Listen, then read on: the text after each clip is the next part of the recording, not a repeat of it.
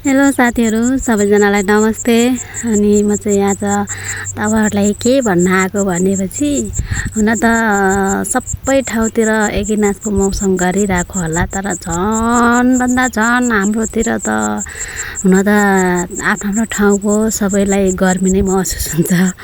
तर हाम्रोतिर आज चाहिँ 8 बजेदेखि हप्पा यति हप्पा पारेको छ कि यति हेर्नु न, छाता ओढेको छु होइन, पसिना देख्न सक्नुहुन्छ कति पसिना। अघि झन् कति आएको थियो। अनि म चाहिँ साथीहरू ग्वाला छु क्या, ग्वाला छु। अनि बाख्रा उता चढ्दैछन्, म त हजुरहरूलाई देखाउँछु साथीहरू। अनि बाख्रा चाहिँ यसरी चढ्दैछन्, यति बादल गरेको छ, तर घाम फेरि कति उम्सो कति हो कति। अनि यता पारिपट्टि पनि बस्नु भएको, पारिपट्टि बस्नु भएको।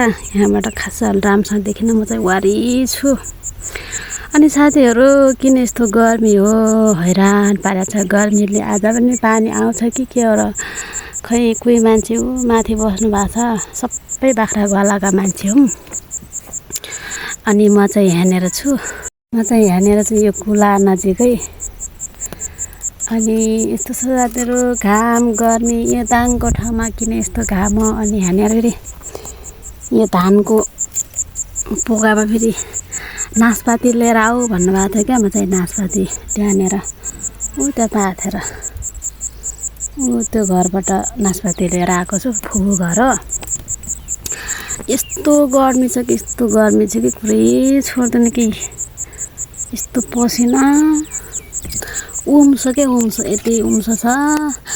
ल त साथीहरू यही भन्न आएको है। सबैजना मेरो फेसबुकमा जोडिनु होला। अनि हजुरहरूले पनि मलाई फलो गर्नु होला, म पनि हजुरहरूलाई फलो गर्नेछु है त। फेरि अर्को भिडियोमा आउनेछु।